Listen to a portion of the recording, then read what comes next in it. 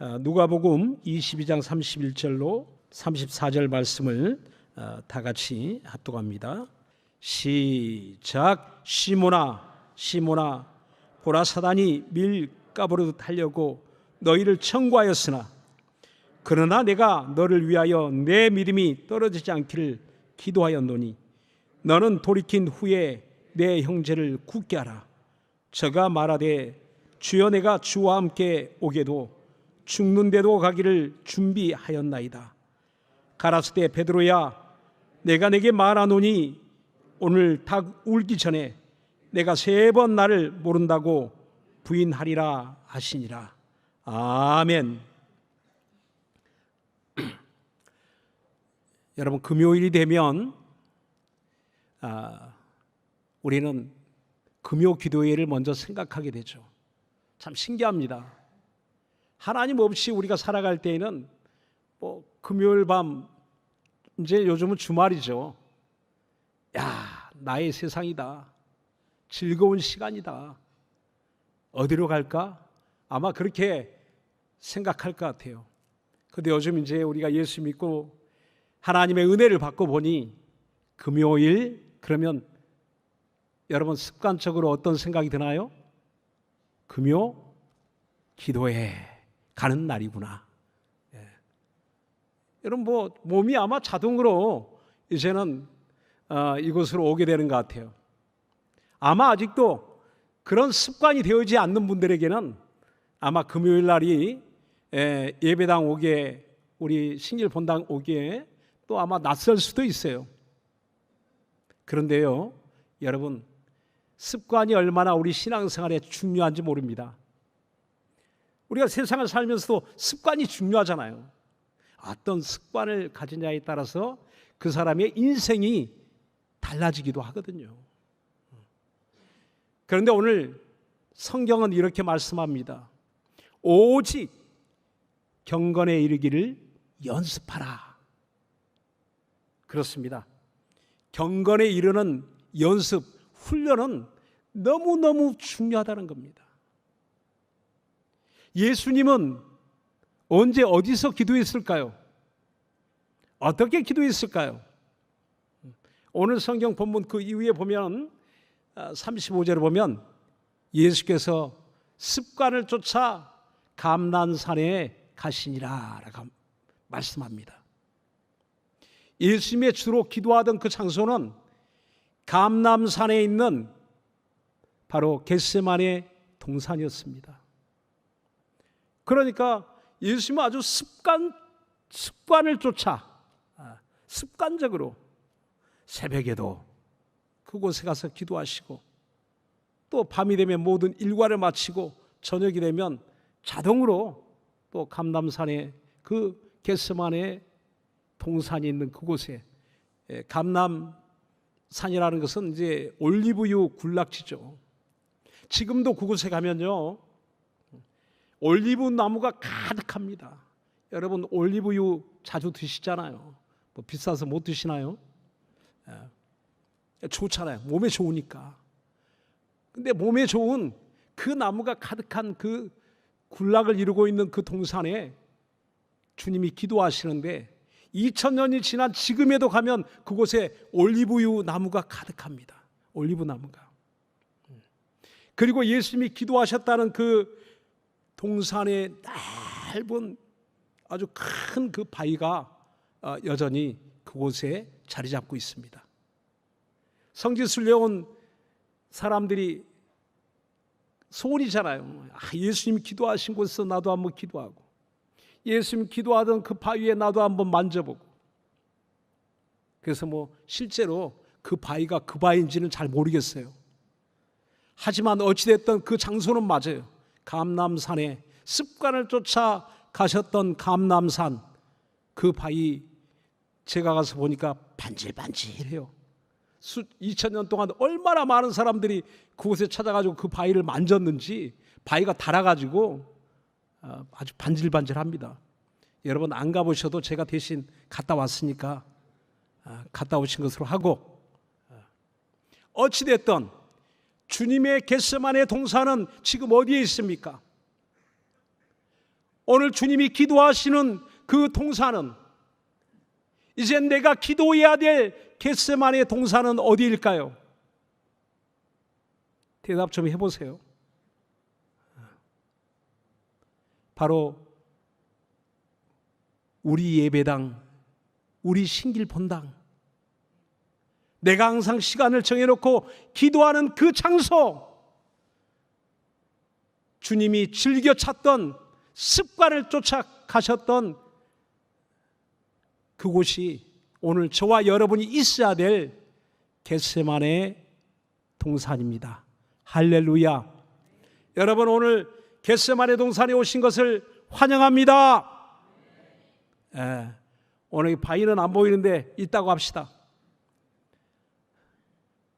이와 같이 경건에 이르는 연습, 훈련, 육체의 연습은 약간의 유익이 있으나 경건은 금생과 내생에 유익하느니라 라고 말씀합니다. 하나님의 약속이 있느니라 라고 디모데전서 4장 7절로 8절에 말씀합니다. 그러니까 여러분, 새벽기도 습관을 쫓아가는, 저도요 새벽이 딱 새벽 기도 갈 시간이 되면, 어제도 오늘도 딱 제 새벽 기도 가는 시간, 이제 긴장을 하면 새벽 기도 가는 시간 딱 10분 전에 눈이 탁 띕니다. 물론 그 시간에 안 일어나서 문제지. 눈이 탁 번쩍 떠요. 일단은 몸이 반응합니다. 새벽 기도 가야 할 시간. 그래서 다시 이제 눈 감으면 한 20분 지나버리죠. 잘못하면 늦죠. 어찌됐든 몸이 습관을 쫓아 눈이 번쩍 뜹니다. 그런데 이런 좋은 경건의 습관은요, 금세에도, 범사에도 유익이 있고, 금세에도 유익이 있고, 내세에도 유익이 있다는 것을 믿으시기 바랍니다. 예배하러 오는 습관, 그렇죠. 수요 예배, 남들은 다 수요 예배 안 하고 주일만 오는데 나도 그럴까? 남들은 금요일 날도 안 하고 주일만 오는데, 그러고도 잘 사는데 숨 쉬고 잘 사는데 나도 그럴까? 그러지 마시고, 여러분이 습관을 쫓아 수요 예배, 여러분이 습관을 쫓아 금요 기도회, 여러분이 습관을 쫓아 새벽 기도, 여러분이 습관을 쫓아서 예배하는, 기도하는, 하나님의 말씀을 듣고 순종하고자 하는 이런 연습, 훈련은 범사에 유익이 있고, 금세에도 내세에도 하나님의 약속이 있는 최고의 좋은 습관이라는 것을 믿으시기 바랍니다.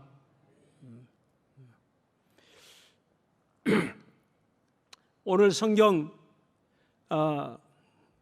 본문에 보니 제자들에게 주님이 이제 그날 밤에 잡혀가십니다. 신문을 받습니다. 고문을 당하고, 채찍에 맞고, 모욕을 당하고, 침뱉음을 당하고, 내어침을 당하고, 마침내 십자가에 그 다음날 달리십니다. 이 어마어마하게 중요한 일을 앞두고 제자들에게 너무너무 중요한 이야기를 하게 됩니다. 사랑하는 제자들, 그들과 같이 모여서 마지막 성찬을 합니다. 그리고 나서 그들이 막 서로 다투죠. 내가 최고다, 네가 최고다, 내가 예수님과 더 가까이서, 내가 예수님 그 나라, 그 왕국이 이루어질 때 내가 예수님과 더 가까이서 더 높은 자리에 있을 거야. 정말 예수님의 그 마음이 속이 탔을 것 같아요. 이런 철없는 것들, 이렇게 어리석은 것들, 이렇게 미련한 것들. 여러분, 너무 자녀들이 어리면 막 속상할 때가 많잖아요. 예수님이 제자들을 보는 심정이 너무 깨닫지를 못하니까, 알지를 못하니까. 그렇지만 그동안 너무 고생했어, 너희가. 서로 막 다투고 있는 중에 예수님이 이제 그들에게 이야기합니다. 너무 고생했어. 내가 이 땅에 메시아로 와서 하나님의 아들로서 하나님의 뜻을 이루기 위해서 여러 가지 일을 하는 가운데 많은 시험을 받는, 고난을 받는 일들이 있었는데 너희가 다 그 자리에 나와 함께 했구나. 나하고 함께해서 고맙다.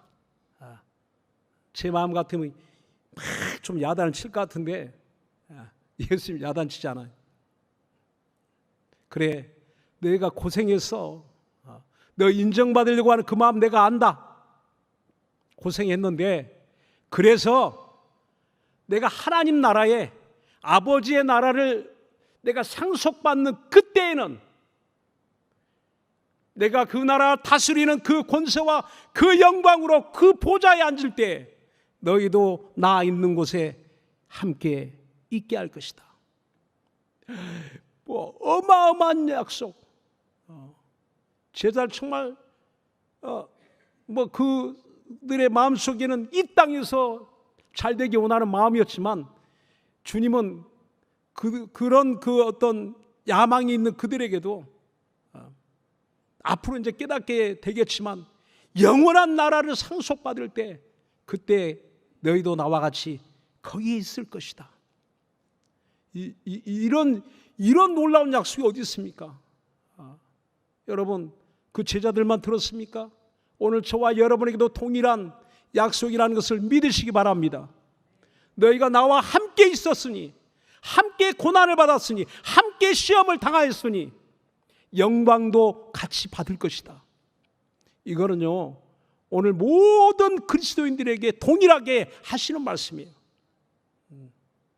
오늘 예수님을 쫓아가는 사람, 예수님을 따르는 사람, 나는 예수님의 제자라고 생각하는 사람, 그리스도인이라고 생각하는 사람, 동일하게 그와 같은 약속이 우리에게도 있는 겁니다.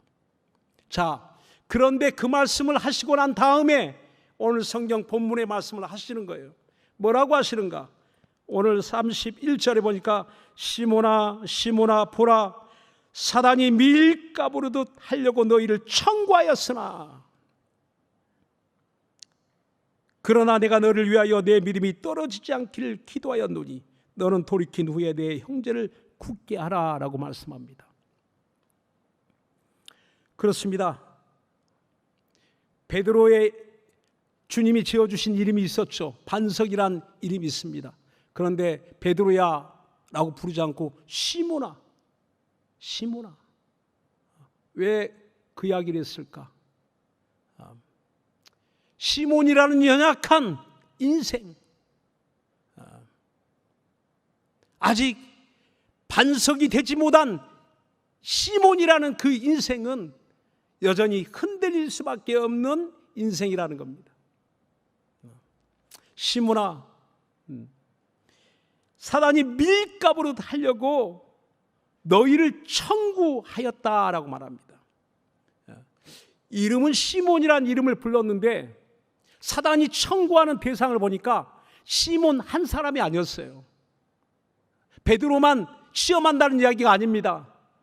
베드로만 사단이 청구한다는 이야기가 아니에요. 그거 알고 보니까 거기에 있는 모든 제자들, 하나님이 부르시고 택하신 예수께서 친히 이 땅의 공생에 시작할 때에 너는 나를 쫓으라, 내가 너로 사람을 낚는 어부가 되게 하리라, 친히 그 마음에 원한 자들 택하여 세운 제자들, 사도들, 최고의 예수님이 이 땅에서 3년 동안 훈련시킨 아주 최고의 그런 주님이 사랑하는 제자들입니다.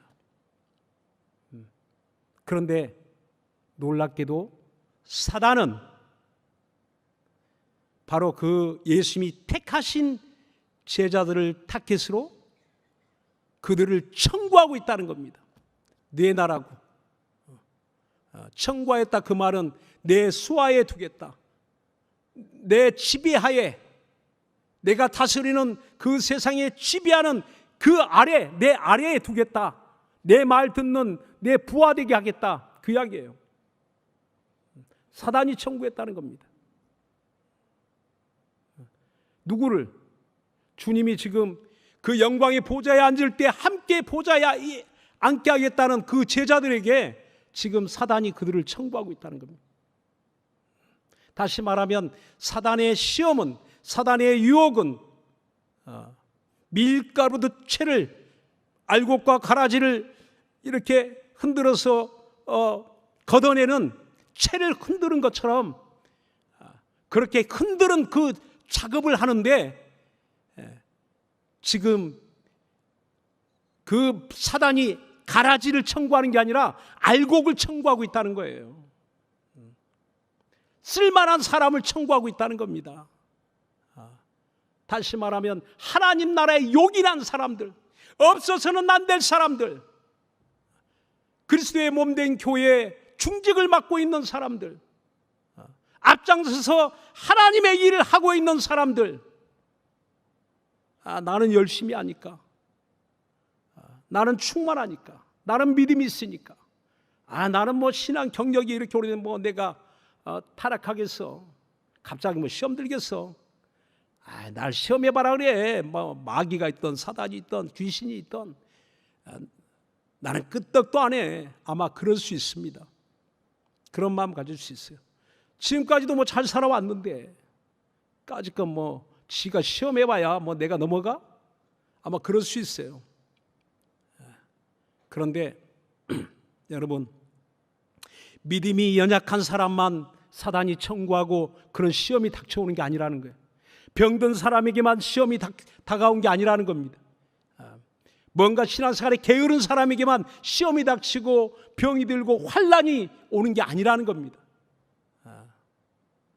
지금 이 상황을 여러분 우리가 좀 잘 이해했으면 좋겠어요. 이해했으면 좋겠어요. 믿음이 연약하니까, 뭐 믿음이 떨어졌으니까, 뭐 절대 그게 아니에요. 저도 지난주에 많이 아파가지고 금요기도에 못 왔습니다. 제가 배가 얼마나 아픈지, 그 전날부터 뭐 너무 아팠어요. 이게 왜 이렇게 아프지? 왜 이렇게 어지럽지? 이게 온도를 딱 재보니까 38도로 올라가고 있어요. 불과 정상 온도에서 1.5도를 벗어났는데 어지럽고 막 쓰러질 것 같고 배는 뒤틀리고 뭐 몸이 막 난리가 났어요. 금요일 날 저녁에 설교해야 되는데 이번 주 말고 지난주. 그게 너무너무 힘들었죠. 그러면 정채의 목사 갑자기 믿음이 떨어져가지고 저렇게 병들어가지고 금요일 날 기도하러 나오지도 못하고, 아이고 회개하시오, 이제 그렇게 할 수 있겠죠. 근데 여러분, 병든 사람만 이게 뭐 믿음이 연약해서 절대 그게 아니에요. 여러분, 사단은 차별하지 않습니다. 시험하는 일에는 절대 차별이 없다는 거예요. 여러분, 코로나 상황에 바이러스가 여러분 믿음 없는 사람만 찾아다닙니까? 믿음이 있으나 믿음이 없으나 마스크만 벗으면 그냥 가서 아주 감염되어서 굉장히 곤혹을 치르죠. 이제 한 3년 지나서 코로나 끝났구나 했는데 마스크 잠깐 벗었더니 그동안 안 걸린 사람도 다 걸리더라고요. 그동안 3년 동안 어떻게 잘 지나왔나, 하나님의 은혜구나, 할렐루야 했는데 또 이분들 좀 잘 지나갔으면 좋겠는데 또 이게 다 막 이 사람 저 사람 걸려서 2번 걸린 사람도 있고, 차별하지 않아요. 걸렸던 사람도 또 걸리고 안 걸린 사람도 걸리고 교회 목사도 걸리고 장로님도 걸리고 안수집사님도 걸리고 집사님도 걸리고 다 걸립니다. 차별 없이. 사단은 성도를 공격하는데 인정사정 없이 차별하지 않고 누구든지 병에 걸릴 수 있는 것처럼 누구든지 바로 그런 시험을 가져온다는 겁니다. 고난을 가져온다는 겁니다. 환난을 가져온다는 겁니다. 여러분, 욥이란 사람을 잘 알고 있죠. 근데 욥기서에 보면 에스겔 14장 14절에도 보면 고대의 가장 의로운 사람 세 사람을 이야기해봐라. 구약시대 하면 그 노아와 다니엘과 그 다음에 욥, 이렇게 세 사람을 아주 대표적으로 가장 의로운 사람, 모든 유대인들이 가장 의로운 사람이라고 칭할 만한 사람이 그 세 사람이라는 거예요. 자, 그런데 그 욥기 1장 3절 8절 2장 3절에 보면 세 번에 거듭하여, 한 번은 기록으로, 두 번은 하나님이 직접 욥이란 사람이 어떤 사람인가를 소개합니다. 내 종 욥을 유의하여 보았느냐? 그 욥은 순전하고 정직하고 하나님을 경외하며 악에서 떠난 사람이다. 이런 사람은 이 세상에 없다 하고, 욥이 얼마나 의로운지, 얼마나 정직한지, 얼마나 순전한 사람인지를 하나님이 직접 그를 증명할 만큼 그렇게 당대에 이와 같이 의로운 사람이 없다라고 말합니다. 그런데 그러면 복을 받고, 그러면 행복하고, 그러면 모든 일이 잘 되고, 그러면 자식들도 잘 되고 자손들도 잘 되고 모든 일이 성공해야 되잖아요. 그건 사람들의 생각이라는 거예요. 전혀 그렇지 않습니다. 엄청난 고난이 찾아옵니다. 하나님이 증거할 때, 하나님이 이 사람은 정말 의로운 사람이다 인정할 때, 오히려 사단은 그 욥을 삼키려고 그에게 몰아치기 시작하죠. 어느 날 모든 재산을 다 빼앗깁니다. 강도 떼를 만나서 막 자기 재산을 다 빼앗기죠. 다 그걸 막 불사르죠.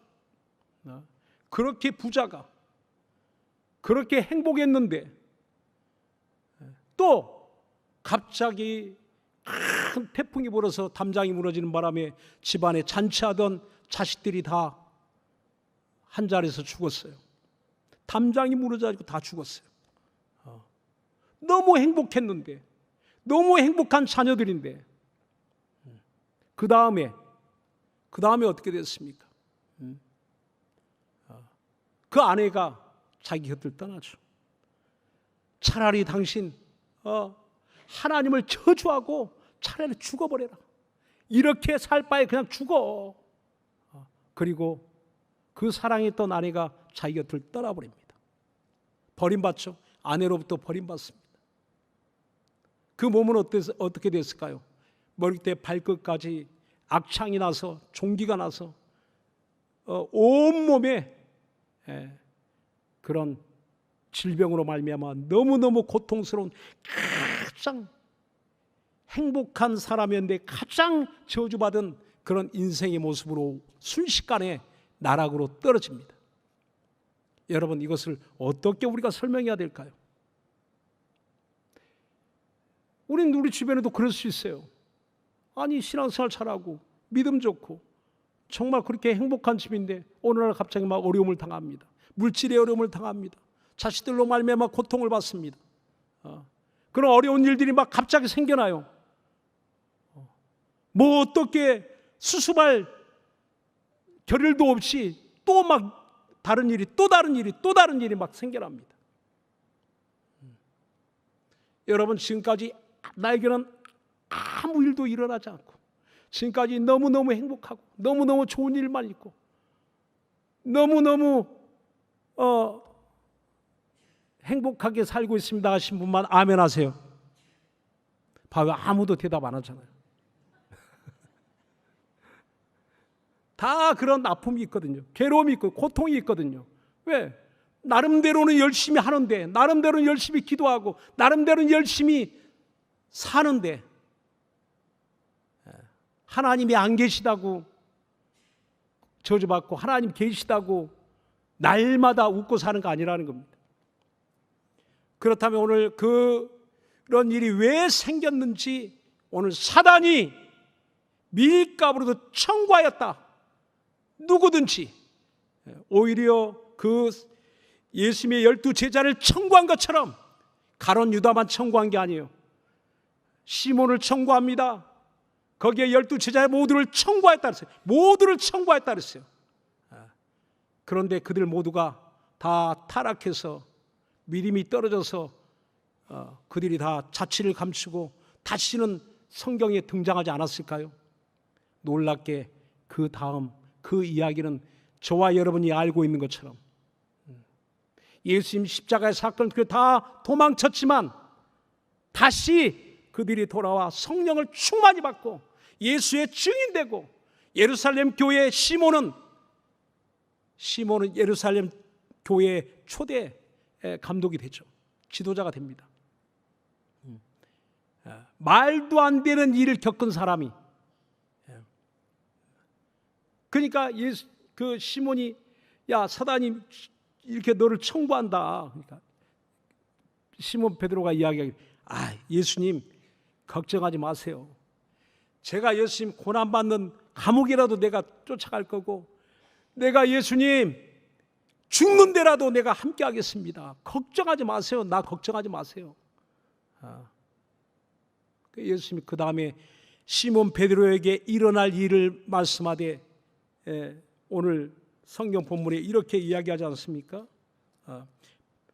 베드로야 내가 내게 말하노니 오늘 닭 울기 전에 내가 3번 나를 모른다고 부인하리라. 나를 3번 부인할 것이다. 아니 감옥에도 죽는 데라도 같이 하겠다는데 그것도 한 번만 부인하는 게 3번이나 부인한다는 겁니다. 진짜 그날 밤에 잠시 후에 그 일이 일어난다는 거예요. 잠시 후에 바로 예수님 잡혀가시는 그때, 그리고 빌라도 그 대제사장 가야바의 집에 끌려갔을 때 어떤 여종이 물어보죠. 당신 그때 제자들과 함께 있던 예수님과 그 사람과 함께 있던 당신 아니야? 난 몰라. 나는 몰라. 나는 모르는 사람이야. 또 어떤 사람이 또 물어봅니다. 당신 그 같은 일행 아니야? 그 같이 다녔던 사람이잖아. 아니야. 나 그 사람 알지도 못해. 또 조금 있다가 어떤 사람이 한 번만 물어봐도 진짜 이게 겁나는 일인데 지금 그걸 밝혀지면 같이 끌려갈 텐데 이 젊은 청년의 인생은 이제 끝이 나는 거예요. 3번째 물어보니까 맹세코 저주하며 나는 예수를 모른다라고 이야기합니다. 죽을까 봐, 인생 망칠까 봐. 그랬던 시몬 베드로였어요. 그런데 그가 돌아와 마침내 12제자 중에서 가장 그 예루살렘 초대교회를 위한 헌신된 사람으로 나중에는 십자가에 거꾸로 못 박혀서 죽었다는 그런 내려오는 이야기 기록이 있습니다. 그러니까 어떻게 그가 돌아오게 됐을까? 어떻게 다시 돌아왔을까? 우리 같으면 염치가 없어서라도 못 돌아오겠는데, 가룟 유다는 염치가 없어서 자살해서 죽었는데 시몬 베드로는 어떻게 돌아왔을까? 제자들은 어떻게 돌아왔을까? 오늘 예수님이 이렇게 말씀합니다. 내가 너를 위하여 내 믿음이 떨어지지 않기를 기도하였노니 너는 돌이킨 후에 내 형제를 굳게 하라. 예수님의 중보기도가 있었다는 사실입니다. 할렐루야. 예수님의 중보기도, 내가 너를 위하여, 그렇습니다. 내가 너를 위하여, 내가 내 사랑하는 제자들을 위해서, 오늘 예수를 믿는 나는 그리스도의 제자입니다, 나는 그리스도인입니다 라고 주님을 쫓는 너를 위하여, 오늘 이 자리에 앉아있는 우리 성도분들 너를 위하여 주님이 지금도 기도하고 계신다는 것을 믿으시기 바랍니다. 옛날에만 기도했다는 이야기가 아니에요. 로마서 8장 34절에는 바로 하나님 우편 보좌에 앉으신 이는 예수 그리스도시니 그가 지금도 우리를 위하여 간구하시느니라 라고 말씀합니다. 지금도 저와 여러분을 위해서 간구하시는 분, 기도하시는 분이 우리 구주 예수 그리스도십니다. 부활하신 주님은 하나님 우편 보좌에서 쉬고 계신 게 아니고 안식하는 게 아니라 지금도 우리의 대언자, 보혜사, 변호사가 되어서, 여러분 어려운 일 만나면, 법적으로 문제가 생기면 비싼 변호사, 능력 있는 변호사 쓰려고 하죠. 왜? 능력 있는 사람이 나를 변호해 줘야 내 억울한 사정을, 억울한 입장을 대변해 줄 수 있으니까. 돈이 많이 들어도 비싼 변호사 살려고 합니다. 우리 법적 분쟁, 더 좋은 그런 법무법인에 더 능력 있는 변호사 쓰려고 합니다. 돈이 많이 들죠. 돈이 많이 들어도 쓰려고 합니다. 왜? 능력 있으니까. 요한일서 2장 1절에 누가 죄를 범하거든 아버지 앞에서 우리를 위한 대언자가 계시니, 거기에 각주에 보니까 보혜사라고 합니다. 변호사라고 합니다. 그는 의로우신 우리 주 예수 그리스도시니라 라고 말씀합니다. 그렇습니다. 저와 여러분을 위하여 이 땅에 오신 우리 주님은 저와 여러분의 변호사가 되셨다는 거예요. 영원한 변호사가 되셨다는 거예요. 그래서 하늘 우편에 올라가셨어도 거기서 기도하시며 여전히 나를 변호해 주신다는 겁니다. 할렐루야. 죄에 앉아서 의로운 게 아니에요. 죄를 지었어도, 실수가 없는 게 아니라 실수를 해도, 실패하지 않는 게 아니라 실패를 해도 다시 오뚜기처럼 일어날 수 있는 그 능력의 비결이 무엇인가? 우리 주님이 지금 나를 위해서 기도해 주시고 계시기 때문입니다. 우리가 똑똑해서 능력이 있어서 여러분 그 자리에, 이 자리에 앉아 있는 거 아니에요. 나는 원래 한 번 한다면 끝까지 하는 성질이 있어서 나는 개혁에 나는 끝까지 간다고. 여러분 성질 좋아서 그런 거 아니에요. 여러분 뭐 친구 잘 만나서 그런 거 아니에요. 여러분 타락하지 않고, 이 충격적인 일을 당해도 내가 타락하지 않고 낙심하고 낭망하지 않고 다시 오뚜기처럼 잠깐 실망했다 다시 회복할 수 있는 비결.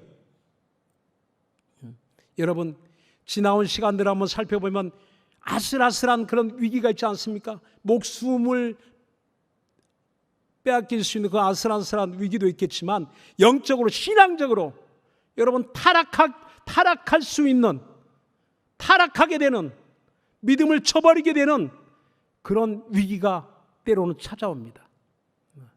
그건 저에게도 마찬가지, 여러분에게도 마찬가지. 여러분 누가 장담할 수 있나요? 장담할 수 없어요. 성경에 보면 어떤 사람이 믿음과 착한 양심을 버린 후에 그 믿음이 파손하였다. 파손, 배가 침몰하듯이 사라졌다는 겁니다. 그런 사람도 있을 수 있다는 거예요.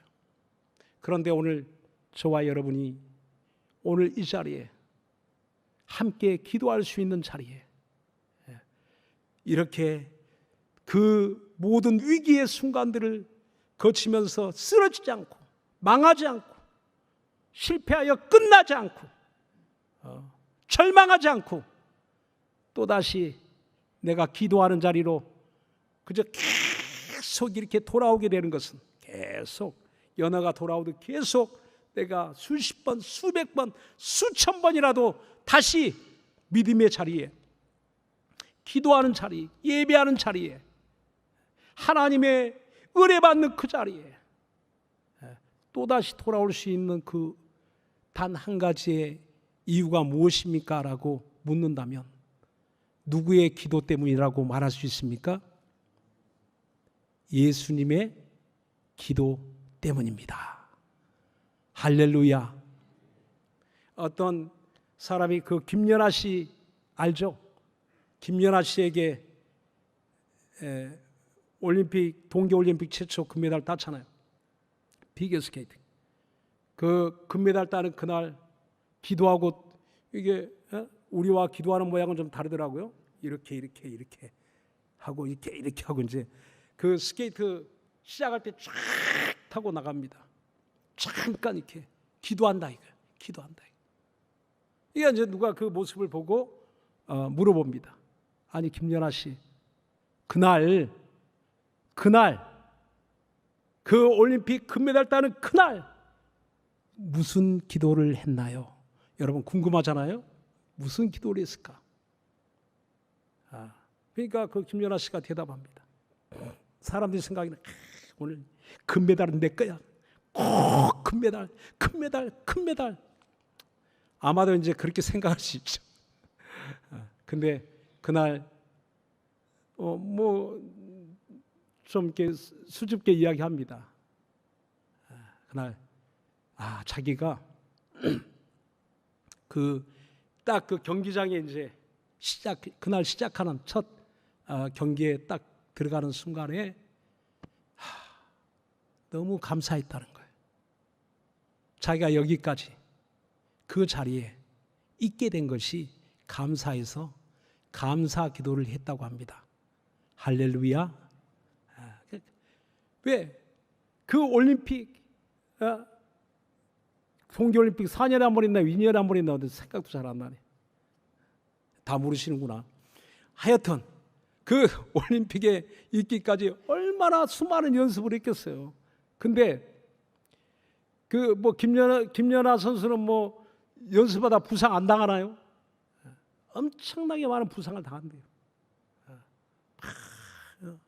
그렇게 뭐 많이 다친다고 해요. 어마어마하게 다친다고 해요. 이번에는 오른쪽 다쳤다가 그 다음에 왼쪽, 그 다음엔 뭐 엉덩이, 뭐 무릎, 발목 막 돌아가면서 돌아가면서. 근데 오늘 올림픽에 동계올림픽에 내가 그런 수많은 사고가 있었는데도 부상이 있었는데도 내가 이 올림픽에 나와서 참가할 수 있다는 게 너무너무 기뻤다고 감사한 마음을 가지게 되었다라고 그리고 감사 기도가 저절로 나왔다고 그렇게 이야기하더라고요. 그거 아니겠습니까? 오늘 믿음이 떨어지지 않기를 위하여 기도하였노니 오늘 저와 여러분이 제1번 기도 제목으로 해야 될 게 뭘까요? 믿음이 떨어지면 다 끝난다는 거예요. 여러분 뭐 돈을 잃으면 조금 잃고 뭐 친구를 잃으면 많이 잃은 것이고 건강을 잃으면 전부를 잃었다라고 이렇게 흔히들 이야기합니다. 그래서 세상은 건강이 최고지. 뭐 돈 있고 뭐 돈도 있어야 되겠죠. 근데 건강이 최고지. 근데 우리는요, 믿음 잃으면 다 끝나는 겁니다. 우린 믿음 떨어지면 다 끝나는 거예요. 여기서 믿음이 떨어진다는 말은 달과 해에 그 빛이 쇠하여 가고 빛이 점점 빛을 잃어가며 어두워지는 그런 상태를 믿음이 떨어진다라고 이야기하는 거예요. 오늘 우리에게 생명의 빛이 비쳤는데 예수 그리스도의 생명의 빛이 점점 희미해지고 약해지고 다음에는 언제 빛을 내가 봤지? 내 심령이 캄캄해지는 것, 그게 믿음이 떨어지는 거예요. 믿음이 떨어지면 내게서 완전히 빛이 사라지는 겁니다. 그러니까 오늘 저와 여러분이 가장 세상은 건강이 최고지만 우리 내 영혼 믿음이 최고라는 것을 여러분 인정하시기 바랍니다. 그 믿음을 잃어버리면 생명을 잃어버리죠. 영생을 잃어버리죠.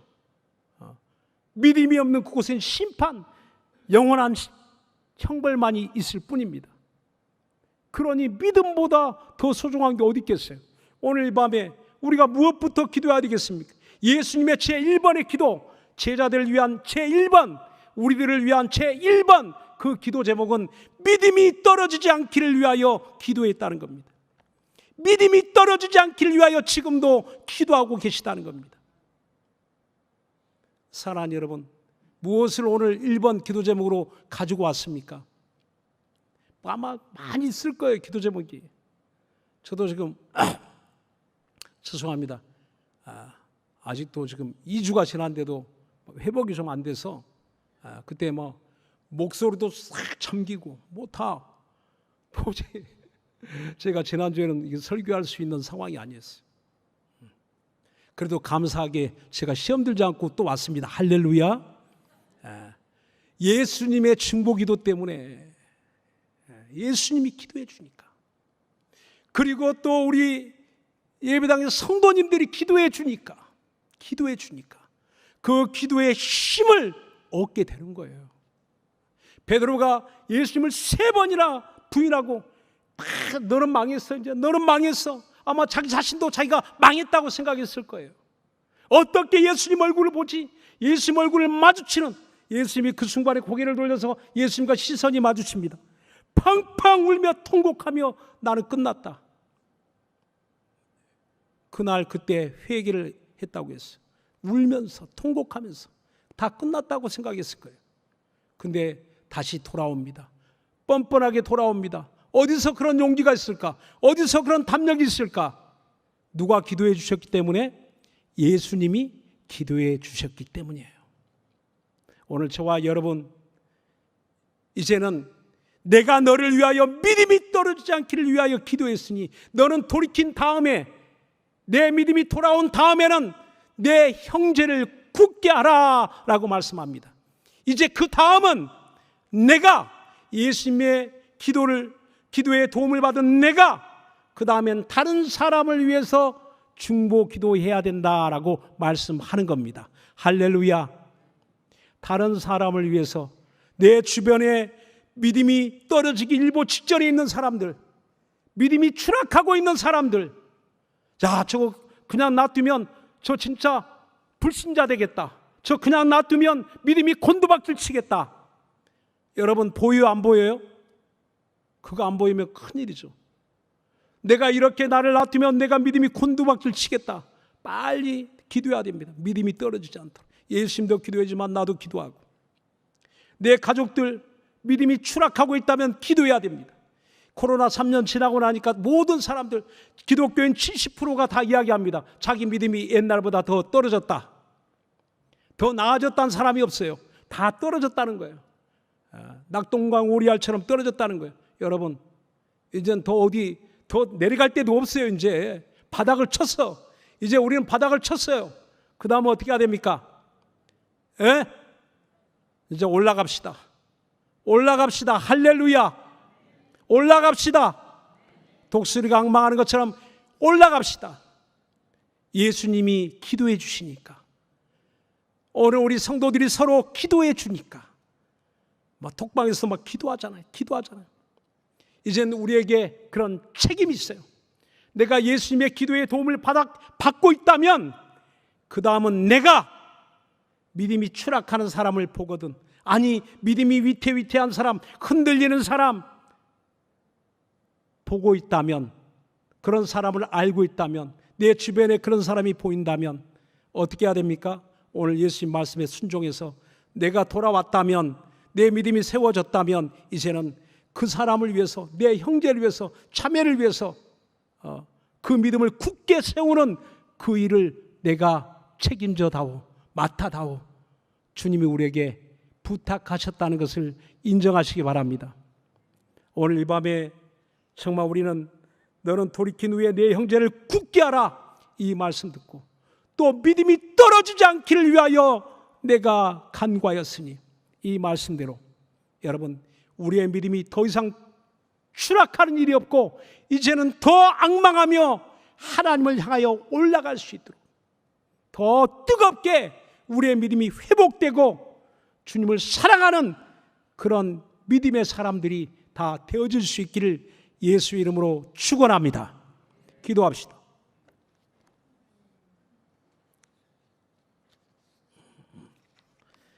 믿음이 떨어지지 않도록. 이 시간 우리 함께 기도할 때 우리 실수도 많죠. 네. 죄를 지을 때도 있죠. 그런 완벽한 의인은 하나도 없다는 거예요. 오늘 온전한 신앙은요, 자기 연약함을 아는 거예요. 나는 내 스스로 살 수 없는 사람. 나는 예수님의 기도 없이는, 예수님의 중보기도 없이는 내 믿음 하나 챙길 수 없는 사람, 홀로 설 수 없는 사람. 예수님의 중보기도 때문에 저와 여러분은 지금 이 자리에 있는 거예요. 이젠 그 기도의 빚을 진 자마다 기도의 빚진 것을 갚으라는 거예요. 이제는 여러분 연약한 사람을 위해 기도해 주세요. 여러분 정말 연약한 사람, 연약한 믿음이 있는 흔들리는 사람 기도해 주시고, 아니 튼튼해 보이는 사람도 언제 무너질지 몰라요. 여러분 교회 앞장서서 일하는 사람들 언제 무너질지 모릅니다. 저기 정치계 목사도 금요일날 못 나왔다니까요. 언제 쓰러질지 몰라요. 언제 무너질지 몰라요.